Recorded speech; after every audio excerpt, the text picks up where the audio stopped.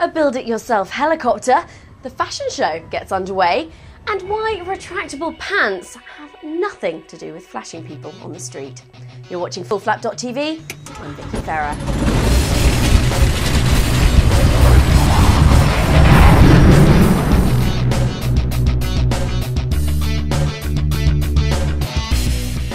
You might be thinking you've seen this before. Looks a bit like the Bell 47, doesn't it? That's not surprising because it's the same bubble you sit inside when you fly the Safari. It's not exactly speedy, this kit helicopter, with a flat-out top speed of 100 miles per hour, and you'll only get up to 10,000 feet. But that's not the point. This was built for low-level sightseeing and sheer pleasure. You can whip the doors off in around 10 seconds. It's also a kit, and that makes it cheap in comparison at around 120,000 US. If you fancy taking a look, they'll be at AeroExpo, along with us in Prague in 2 weeks' time. Don't forget there's also the London event, and you can find the details here.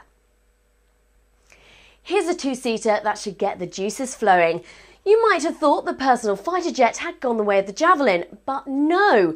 Viperjet are still kicking out 400 knots, but they now say they're doing it more fuel efficiently. There's still no guns, but at least you use only half the fuel, although the fuel consumption overall is still... I think we'll move on. I have a real cliffhanger of a story for you. No, we haven't made this up. The Anchorage Daily News carried this story of a 21-year-old who came to rest in his tailorcraft, not on the edge of the cliff, but just over it. The pilot and his friend managed to climb out, and we're guessing he's now practicing his landings on short runways. A big hello to Flight for Life. The guys have embedded life-FFTV right on the front of their homepage. These guys use their ultralights to raise money for charity. While most people fly in their local area, they hope to fly to Africa from the UK. They've already warmed up with a 2,500 mile round trip in their home country. The team are looking for sponsors, and not surprisingly, they're generating some interest too, with around 1 million hits on their website last year. We are really hoping they keep us up to date with their progress, and I know they've already offered Rick a ride, so we'll see what happens. Check out their site at flightforlife.co.uk.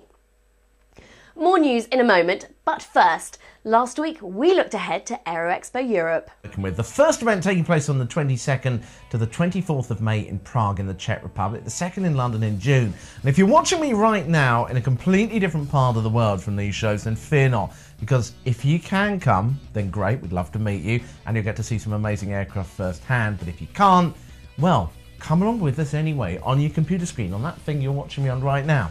It's also on the metro line from one of the most amazing cities in Europe, which is Prague. I went there on my wedding anniversary last year, and it was fantastic. Absolutely brilliant place to combine a weekend of tourism and aviation. London event is on the outskirts of the UK's capital city, but then I'm sure you know that. If you check each show's website, there are various discounts available as well, and you might even be eligible to get in free too, but check out the website for that. So join us at AeroExpo Europe, and we will take you with us. Now, what are your standards like in hotels? We'll find out what ours is like, because you'll be joining us. More coming soon with massive coverage. We also started the fashion show. It was a big experiment as we tried to get all our judges on, and despite the sound, it was a lot of fun. Well, it is hurting my eyes with this canard, or is it a pointed moustache? I don't like the rudders on the wingtips either. It looks like the builders have mixed up the construction drawings. Well, this is a fashion show, and out of fashion, 8 out of 10. Oh, look, Rick, if it ain't Boeing, it ain't going. It's a beautiful looking aircraft. You know, every pilot wants to fly. They all want to get up there. Look, it's a great looking aircraft. I mean, how could you not look at that and say, oh, that's just pure, beautiful, just stunning. I love it. It's great. I got to go with a 3. Can't go any higher than that. I'm going to be very generous. Being British, I'm going to be polite about it and say it's a very, very generous 1. Okay, moving on. I'm a big fan of home builds and kits, and the Velocity looks like a very fun little airplane.